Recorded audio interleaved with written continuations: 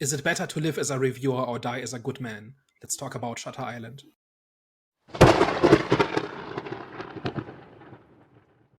Hello, everyone. Welcome back. We are back, the Eye of the Storm podcast. So, it's Monday.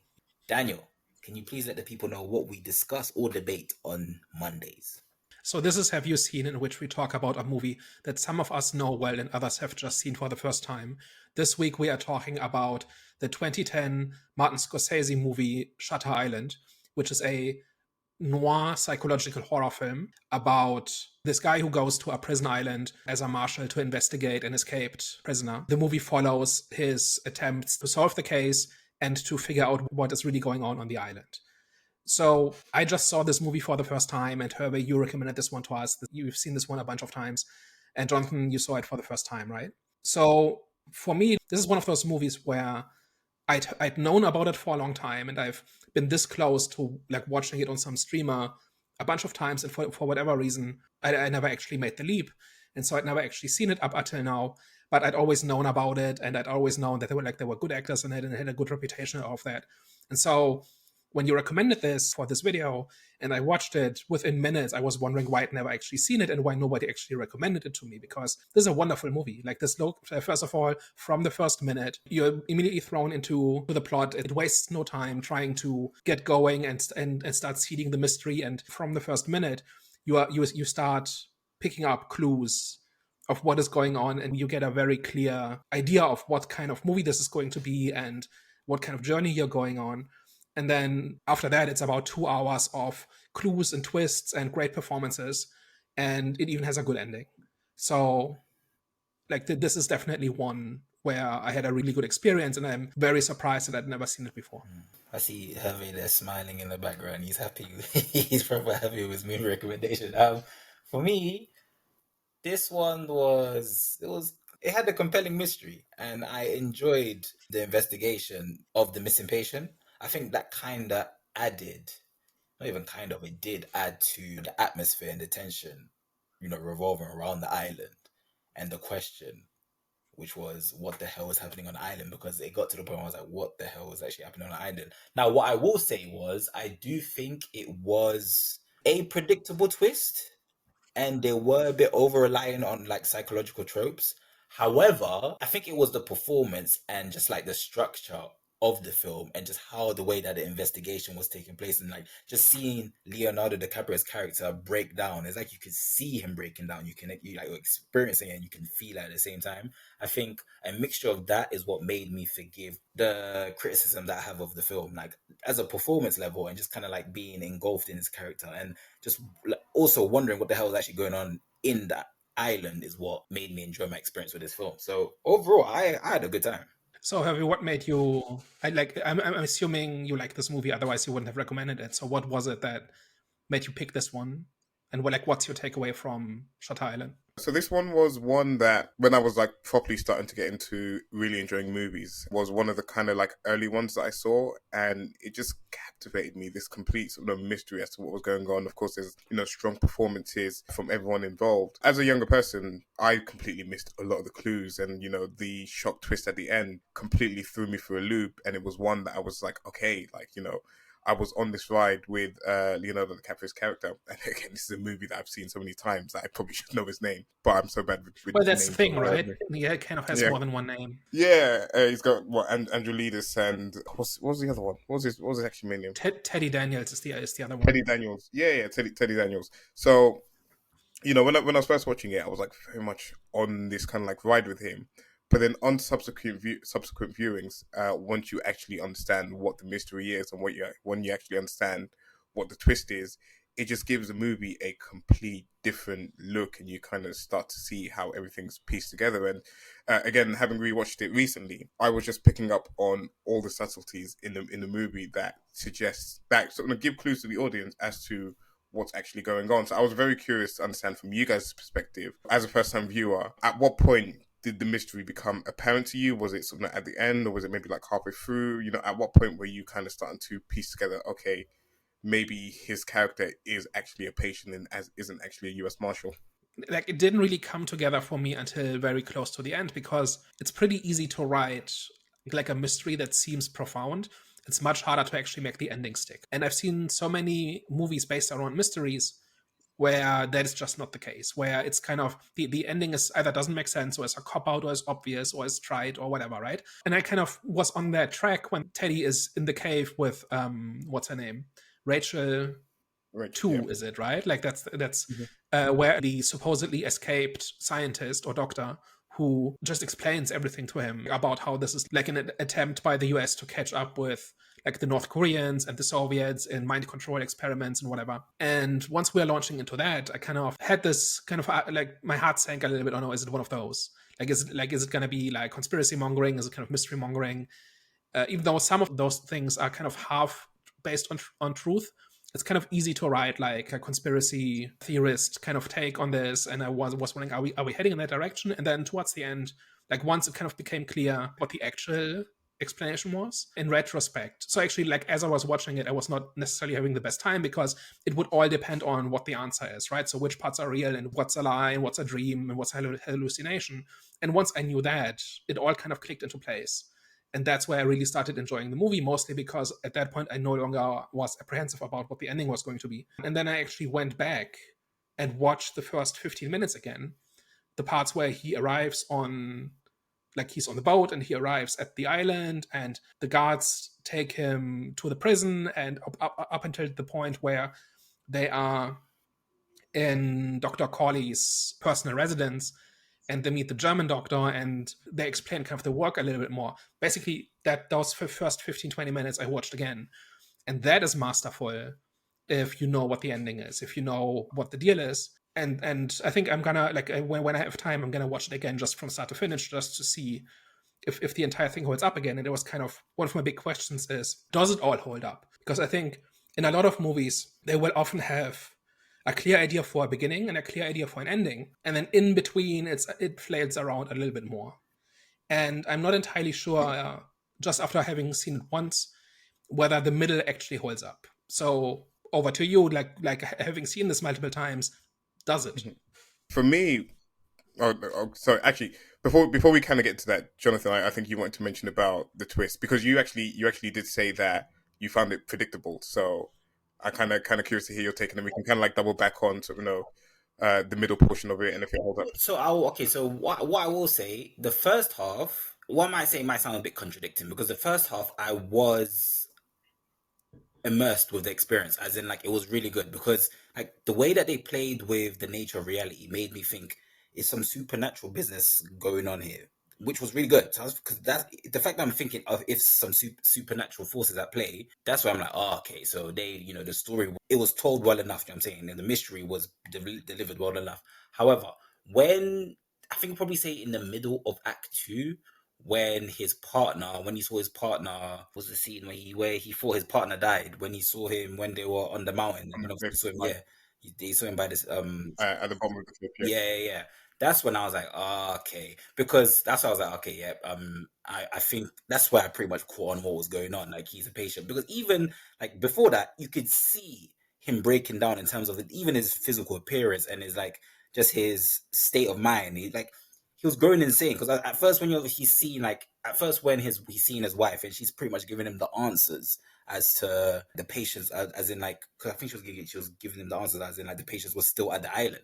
So I was like, okay, that's what made me think some supernatural forces were at play. But then that's when I realized as he was breaking down, as his character was, pretty much he was looking insane. I was thinking, okay, I'm sure he's a patient here. So it kind of made sense for me, which is good because obviously it's not. I didn't want to get to the point where I'm completely mind effed, where I don't know what the hell's going on. I kind of felt that way with Parasite. I only fully understood what the hell happened near the end, and still with Parasite, it had an ambiguous ending. But still, so with this one, I'm not mad. I shouldn't say it was predictable, but I'm not as mad at the fact that it was easier, that I caught on quicker than I thought I was gonna catch on, because I think it was a good balance. But yeah, I really liked how they played with obviously the theme of the nature of reality. Yeah, that was really good. So kind of to go back to what Daniel was saying about does the middle portion hold up? For me, it very much does so. So everything that they're masterfully crafting in the first 20 minutes of the movie, it's exactly that same movie all throughout. And there's like so much clues, so much subtleties. even the way that Teddy's mindset changes. At first, he thinks he's investigating a missing person, but when it becomes clear that this missing person is it's very improbable and very obvious that this person hasn't sort of disappeared, hasn't wandered off. There's still stuff in there from the psychiatrist and from his partner that's leading him into believing that the initial missing person isn't sort of the actual case that they're solving here. Plus the sort of the conversation that he had with the other mental patient. What was his name again? George Noyce. George Noyce, yeah.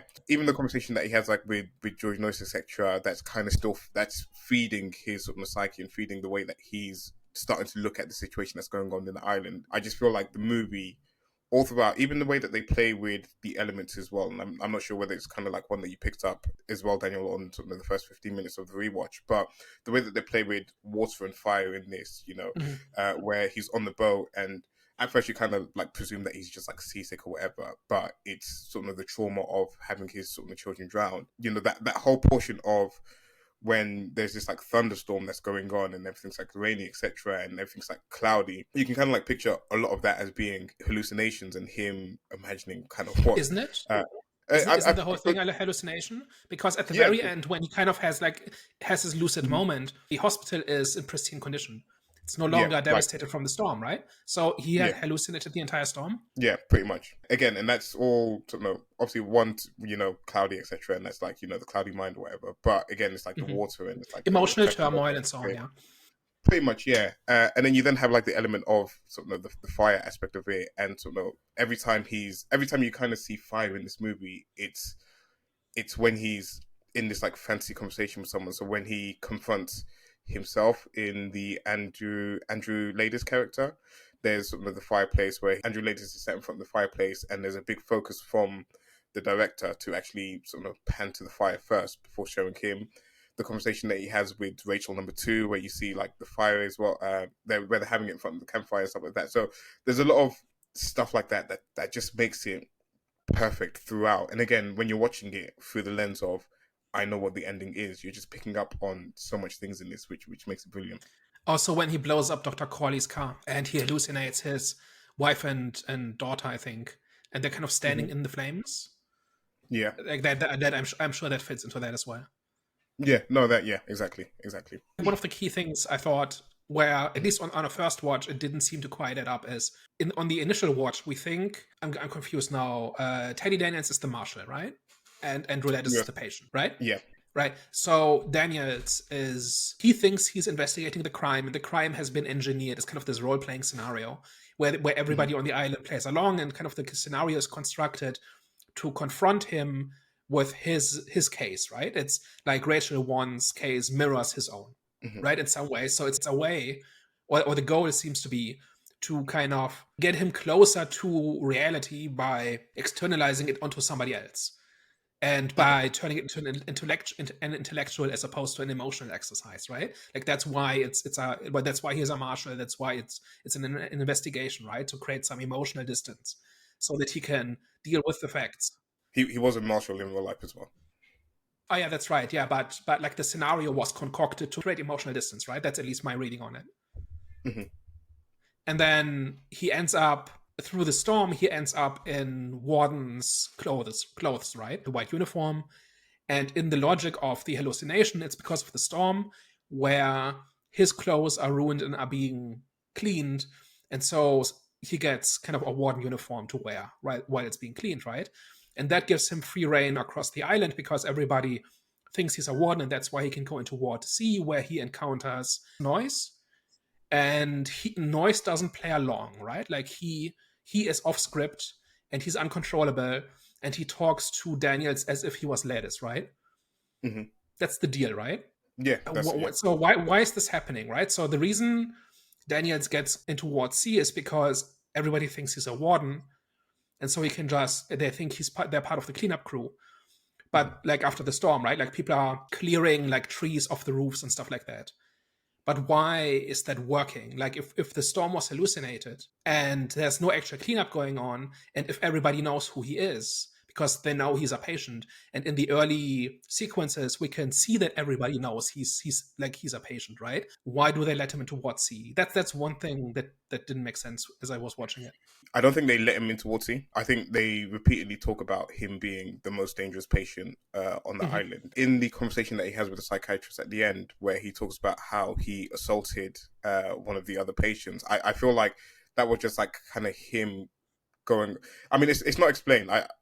To my knowledge, it's not explained how he's able to kind of get away from the guys and the view of sort of everyone else to actually sort of end up in Ward C. But part of my thinking is that because he's, one, probably sort of off his medication for a set period of time, and he's like starting to sort of deteriorate in his mental state, is that he's then acting a little bit sort of more violently, etc., and is sort of being a little bit more elusive to sort of the authorities that are handling the situation. And then you have the moment where he's assaulting sort of other patients. Like, imagine he's probably assaulted some other guards as well. And you can kind of see how adept he is at actually sort of dealing with the guards, with sort of that scene towards the end where he feels like he's taking the guard's gun, but it's actually just like it's a gun that's not loaded at all or whatever. So it's like a toy gun, right?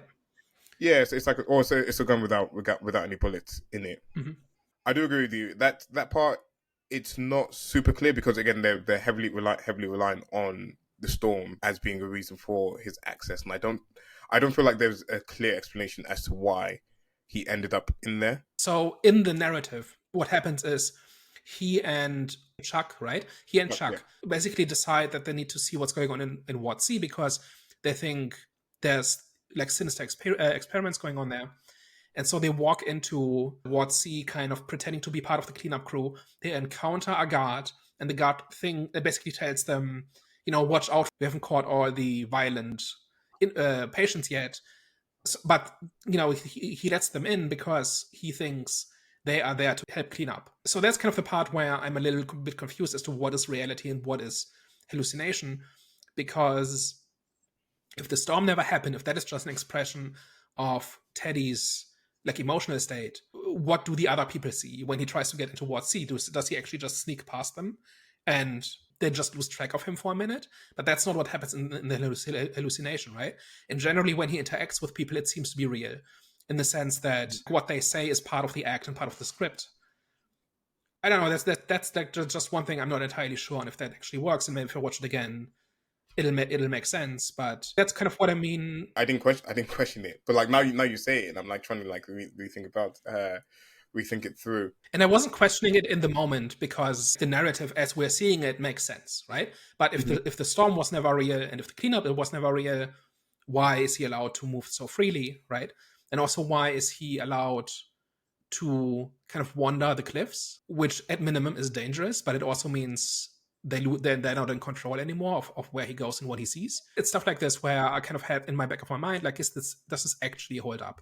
I wanted to, right? Like, I'd like the entire thing to really line up, but it's more like it's really obvious in the beginning, like little details, like the receptions they get from the guards, right? About how it looks like they have the guns out and are nervous because there's a convict on the loose, but really it's because they're not sure if Teddy is a danger yet. And in the interviews, when they interviews the wardens and the nurses, they're joking around, they're bored, they're not taking it seriously, they're just saying, like, then they're not motivated, right? And once you know what's going on, it's because they've been given a script and they think this whole thing is stupid and probably dangerous and whatever, right? So that part really holds up, and I want the entire movie to be this way.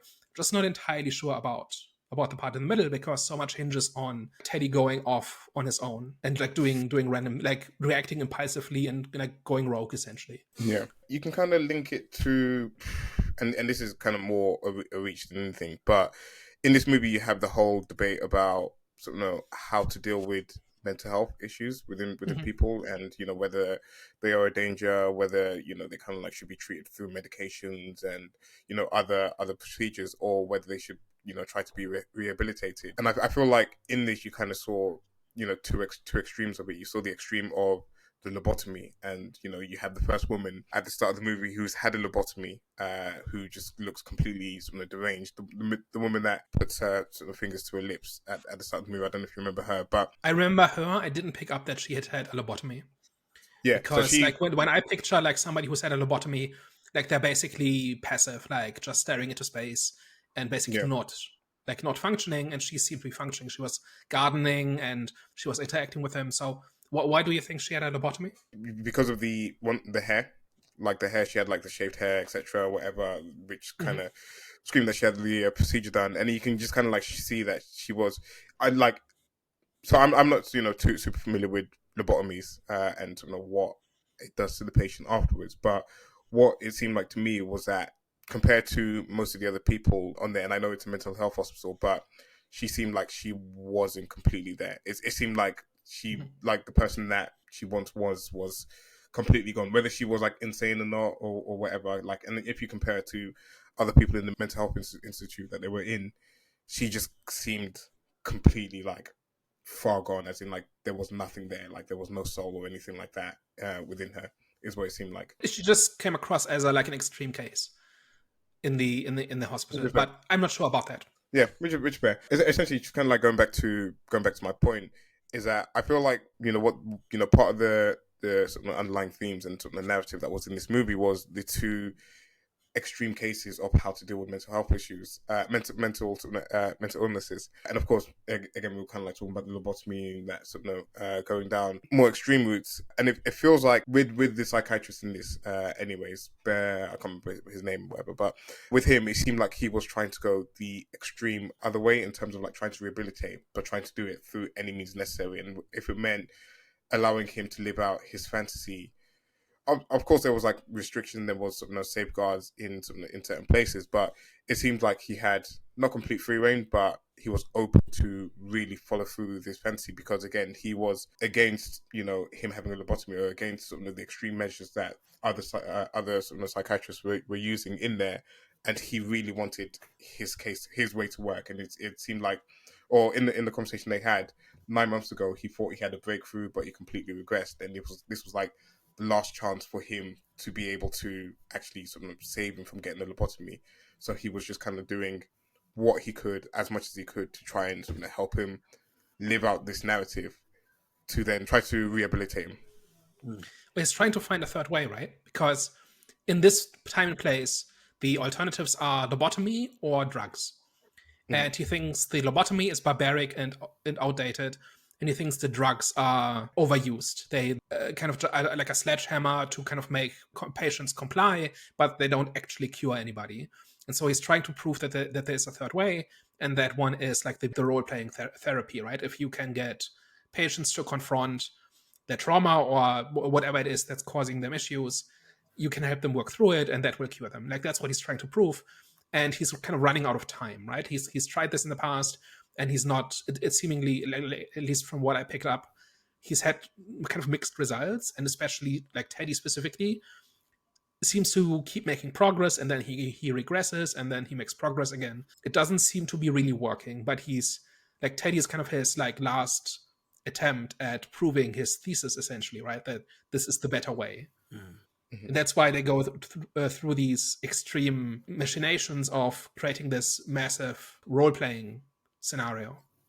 Yeah. And what was your thoughts on the whole narrative of mental illnesses and how to deal with it? Because I know when it comes to important topics in movies, and when a movie kind of has something to say, you want them to do it well, and you want them to actually put some effort into it. So how do you feel the movie handled that in this film?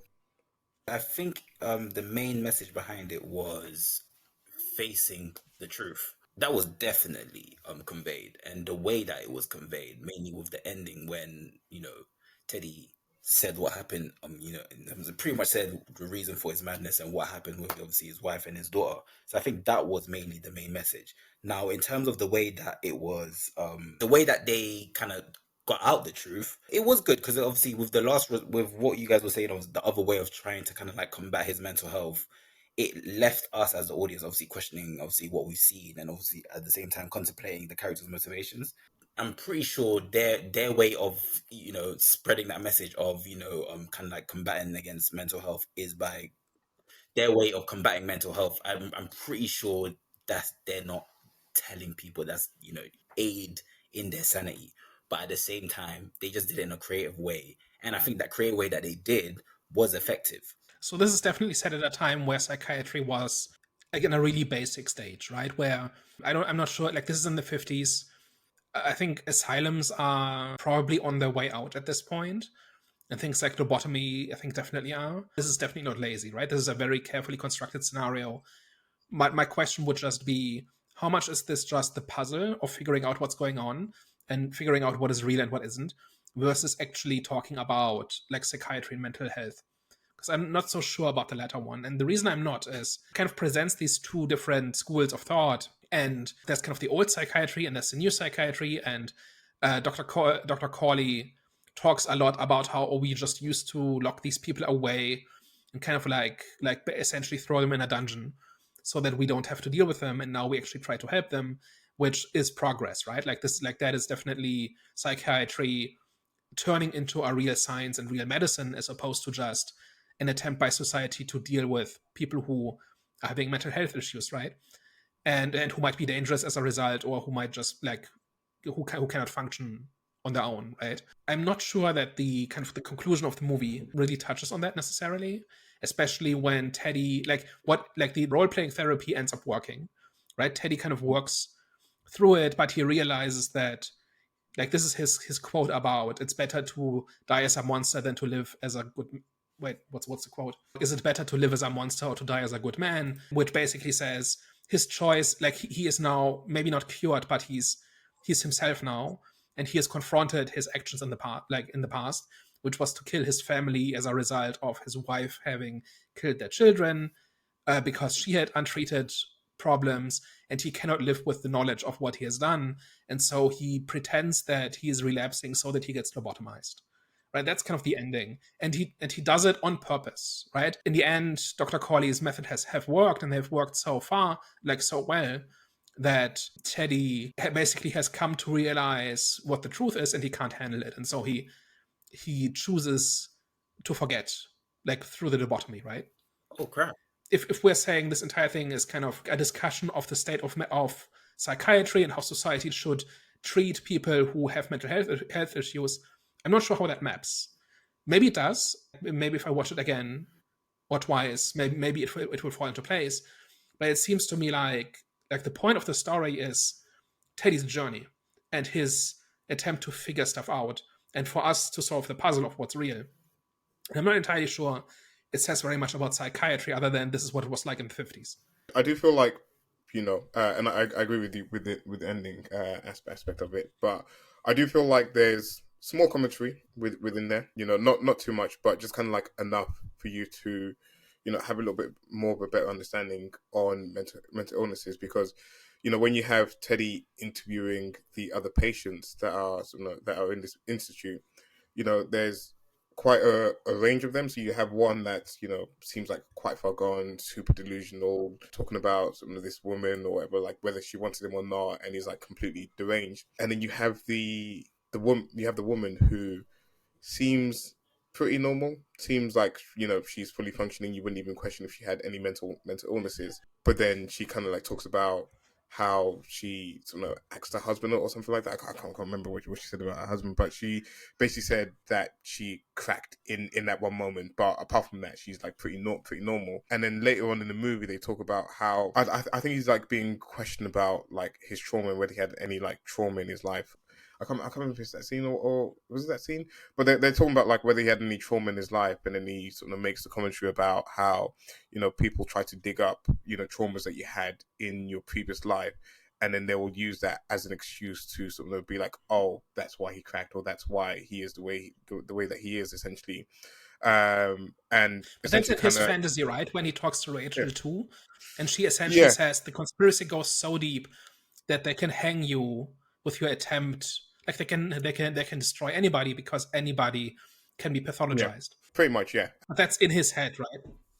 That's in his head, but I still feel like that's kind of some type of commentary into how people categorize. Because even in that conversation, he's talking about, kind of once you're in there, is that the more you try to protest that you actually are normal, the more insane you you kind of sound. And again, it's almost having that stigma, that label against you. Is that once you've been labeled as something, once you have something assigned against you, there is no way to shake, especially when it comes to mental health, there's no way to shake that off you, because then everything you then do after that point is categorized or is perceived through the lens of your mental illness. So again, I don't feel like the movie's trying to make a stance or anything like that, but it's highlighting important issues or important things to consider when you're dealing with mental illness, and how quickly you can be labeled, and once you become labeled, how difficult it is to shake that label, of view someone differently from that label. So that's kind of what I got from the conversation or of mental health in this movie.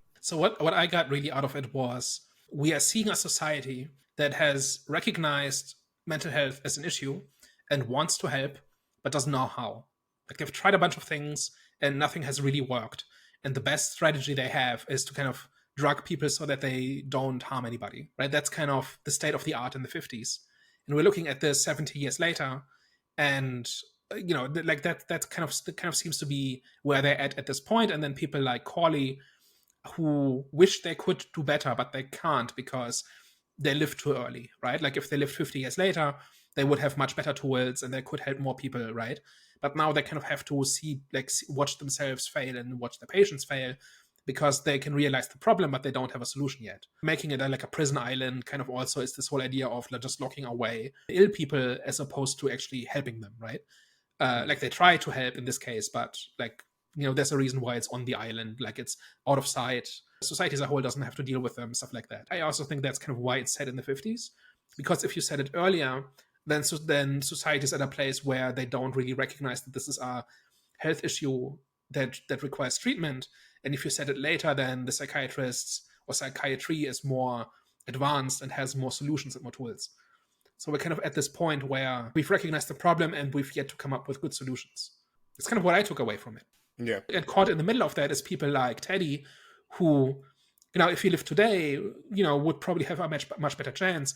And you've got people like Dolores who get no help at all, because they just have to suffer in silence, and then one day they drown their children, right? Like Dolores never had a chance. And again, if she lived today, the odds would be much better. Depending, because again, a lot of what failed her was her husband, was Teddy or Andrew Ladis in this, because he kind of ignored the problem. Thought, instead of living in the city, why don't we have this house by the lake, and maybe that will make you feel better, and maybe that will kind of change the way you feel. So, but that was an attempt to help, right?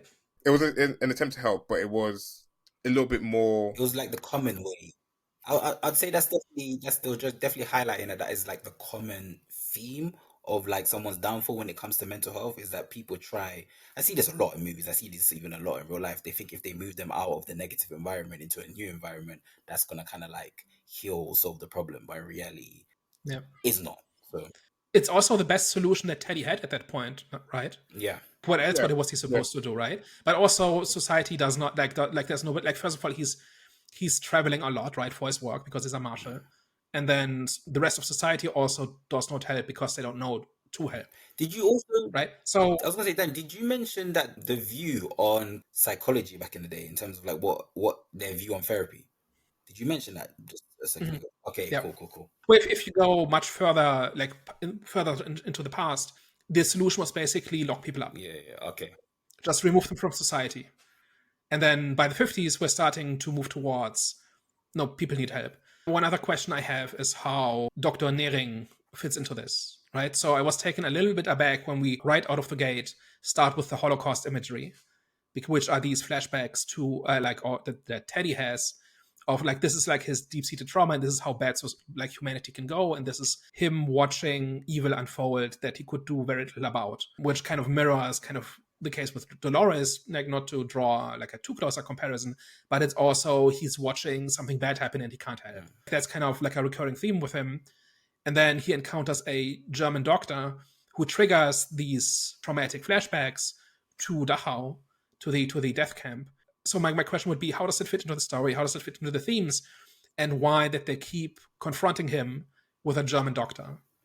I think one of the ways that it made it relatable, relating to the theme, was it was trying to show his capabilities, especially with how he killed his wife at the end. Even though I get it, like, she pretty much asked him to kind of like release her from the world, i.e. kill me.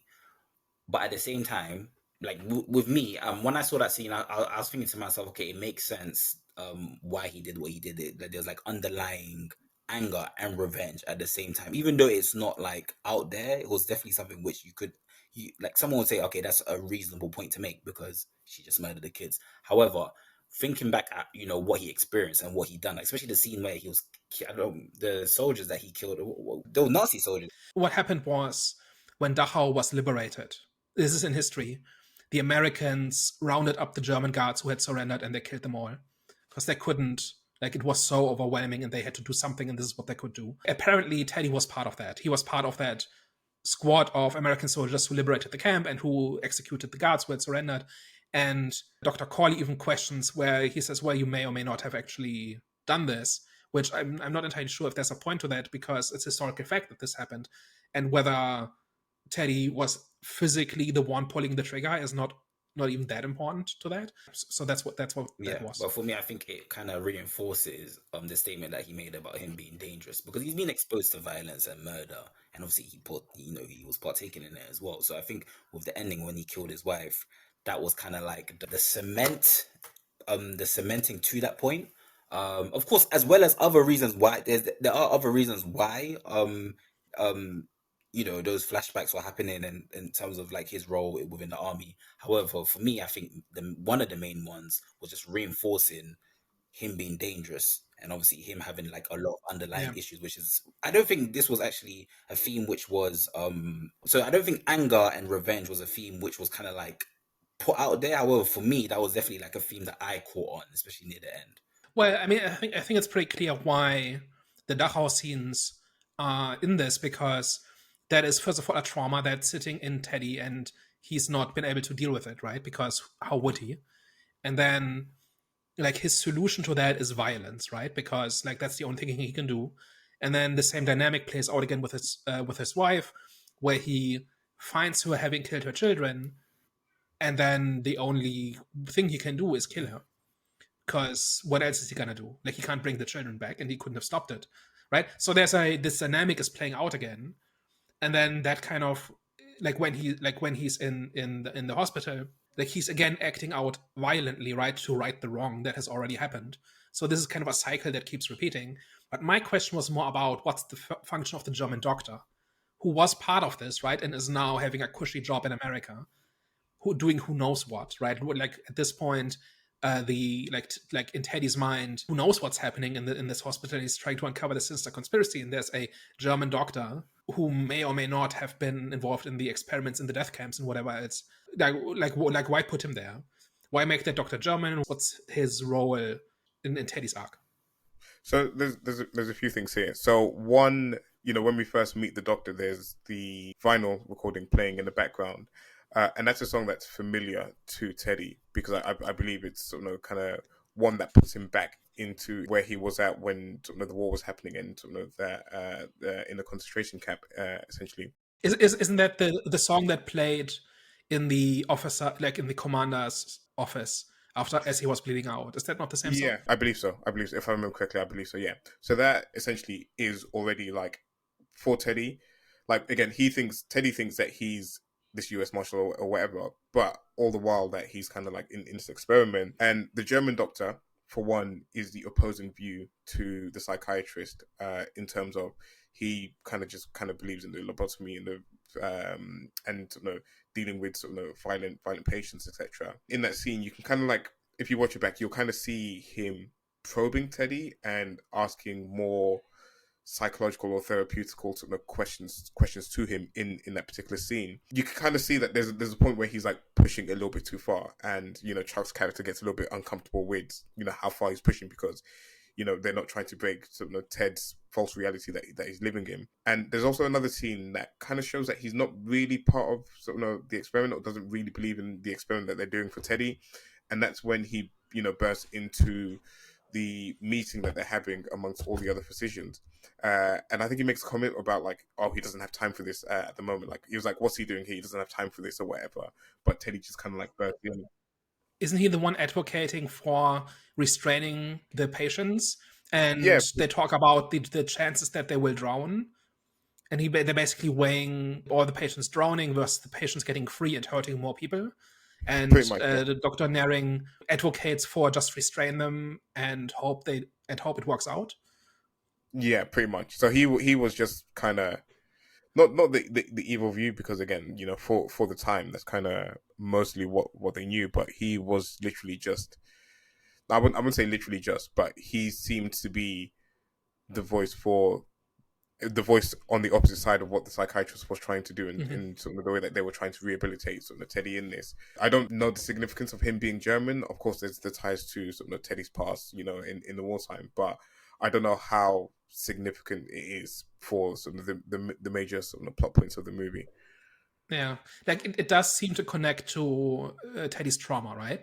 And then my question would be, if you're engineering this role-playing scenario, maybe don't have him interact with the German Nazi doctor. Like that seems to be an additional stressor. It's an additional stressor, and you can see in that scene when they're first conversating. When you watch it back, you'll see Chuck's face or Dr. Sheehan. You'll see his face, and you'll see that he's kind of like not wheezing a little bit, but he's like, you're pushing a little bit too far with the questioning that you're going down. But in that scene, you'll also see how he's trying to talk through Teddy's trauma and talk through Teddy's past and talk through, when having a conversation about sort of violence, etc. And Teddy and Chuck being sort of men of violence, etc. It just seems like he's just kind of doing and acting the way that he just knows how. Yeah, I definitely do get this whole thing about Corley like seeing patients as people who need help, and Naring as seeing patients as problems that need to be fixed. Right, those are kind of like the different schools of thought within psychiatry, maybe at this point. I was just thinking more about like the writers didn't have to make him German, right? He could have just been another doctor who's maybe a bit more hardline or a bit more results oriented, as opposed to trying everything to help, right? Like it just seems deliberate. It's just what I'm saying. Yeah, and again, it's more. It's kind of like more helping Teddy through sort of his therapy, and sort of helping him link his past to sort of the present crime that he committed, and obviously the crime that his wife committed and stuff like that. And you can see it. And again, we touched on the parallels between, what he saw on the concentration camp compared to, what his wife did and how he had to react to it, and sort of his actions behind it. So you did mention about the ending, and correct me, like stop me if I'm like kind of like repeating, or we're like going to have another conversation that kind of like goes in circles. But what was it about the ending that made you satisfied with the movie? First of all, it's not a cliche ending. Like this is not just the evil psychiatry conspiracy, and it's also not just everything is a lie, right? Or it's just all a dream. Like this could have ended with him just sitting in a cell, like with a straitjacket, having hallucinated the entire thing or something, right? Like there are worse ways of ending the story. And this idea that the therapy works, and then he comes to the conclusion that it shouldn't have, and he willingly and knowingly opts for the lobotomy. That's at least interesting. That at least makes me go, okay, let me think about this for a minute, because it's not necessarily a happy ending, and it's not necessarily like a tragic ending. Like it is tragic for Teddy, but it's not like the bad ending. That's what I'm saying. Because the therapy did work, but Dr. Corley ends up believing that it didn't, and then Teddy still gets lobotomized, but it's his choice. He's not a like he has agency at this point, and he's making this choice consciously and deliberately. So that made me go, okay, like at least this is at least interesting. And I've still not made up my mind on whether or not it's actually like a good ending necessarily, but it's at least interesting. I think the ending. And you, Jonathan? I think the ending was real. Because most people that go through such trauma don't. It's not that they don't recover, but they generally don't end up recovering because of that reason. Is because they don't want to move on, because obviously of because whatever affected them, the mark that was left on them with whatever traumatized them. Do you know what I'm saying? It could have been obviously the loss of a loved one or whatever. So I think, of course, it wasn't a good ending. However, it was a real ending. The realism in it tells like that's how it is for most people that are dealing with mental health issues. So for me, it was just the realness of the ending.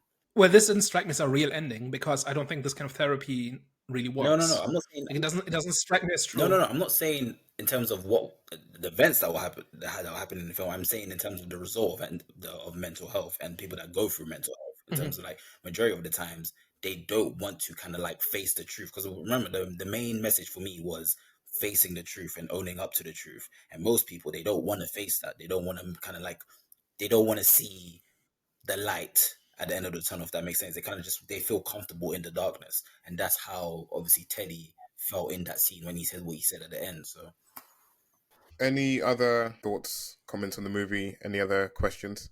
I'm definitely going to watch this again. I'm definitely going to pay more attention whether the middle really hangs together. All I can say is like I really enjoyed kind of the puzzle. It's nice to see a movie where so much meticulous care went into the details. And I can kind of trust that there was a plan, and maybe even if something doesn't necessarily work, they at least tried and they took it seriously and they gave it their best attempt. And that's already half the battle. And like the other half is succeeding, but like this is a good first step. Even if it doesn't quite hold up in all details, I still really enjoyed it. Also looks gorgeous. Like the acting is amazing. Like I just enjoyed the story. Like that's really kind of the first step. And then I was on board with the clues and with the like following Teddy on his journey as he tried to figure stuff out. So on that level, I really enjoyed it. I don't know whether you want me to kind of like point out some of the things that kind of hint to him like him actually being a patient over a U.S. Marshal, but there was just like so much subtleties, and I know that you guys appreciate the details in the movie in this, and I don't know if you want me to kind of like rattle off a few or not, or whether you kind of just want to like watch it when you watch it back. No, absolutely. Let's hear it. Yeah, so I mean, I think like you mentioned again, the first telltale sign in this film was when he meets Chuck for the first time, and he's meeting him for the first time on the ferry, and I think that's like the immediate clue on this as to something's not quite right, because you would have thought that they'd met on the dock or met prior to getting on the boat. The other thing which is pretty funny is that when you watch it back, you'll see that Teddy's clothes doesn't actually fit him because he's a patient, and they've kind of like just chucked clothes onto him. And you see everyone else has fitted suits, everyone else has stuff that fit them, and he's just in these kind of oversized clothes, which is pretty funny. Another one is that he never has a cigarette, and someone's always giving it to him, and someone always has to light a cigarette for him, and that's because, of course, he's a patient. They wouldn't have him dealing with fire, etc. And one actually very clever one was, and it's a very subtle one, but in the interrogation scene when he's interrogating the patient, when it's Teddy interrogating the patient, you'll see a guard standing behind him, whereas when it's Chuck interviewing the patient, there is no guard behind him, and that's because Teddy is dangerous and Chuck is Dr. Sheehan, who they all know. So there's just like lots of very, very clever details like that sprinkled throughout the whole movie, which just makes it brilliant to watch when you're watching it back a second time around. One I really liked is when they and I picked this up on the second viewing, when they hand over their guns and Teddy hands it over like in a fluid motion because he's a real marshal, and Chuck fumbles with the weapon because he's not used to carrying guns. That's a nice one.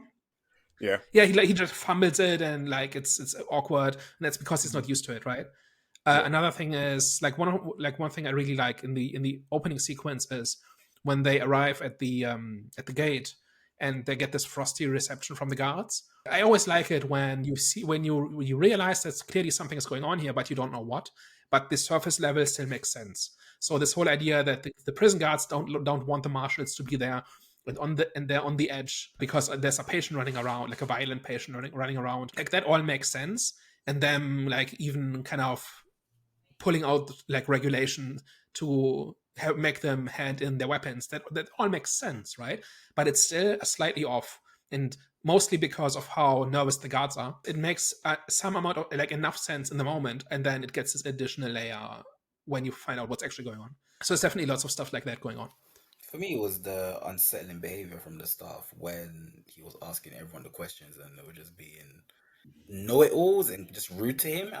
From obviously watching it back now, it was like, okay, that kind of makes sense. It's like they don't intentionally treat him as a joke, but it's because they know he's a madman. So they're like, do you know what I'm saying? It's like these are like obvious things which the basic sane man would know, obviously, because he's insane. It's just like the way that they were responding to him, it just kind of like makes sense now. It's like they're not even like, he's not even a believable, that they don't even believe. I don't know how, like they wouldn't act like this with an actual, what was he, a police investigator or whatever? So U.S. Marshal. Marshal, yeah. So the way that they were acting with him, I was like, what the hell? Like this guy could just like I don't know if by law he could arrest them, but I'm saying like the way that they're interacting with this guy, you wouldn't expect anyone else to interact with a federal marshal like this. So that's where I was like, okay, there's something booky with this island and just the staff in this place. So it's all of those details where I said, okay, this is all deliberate. This is something you can figure out.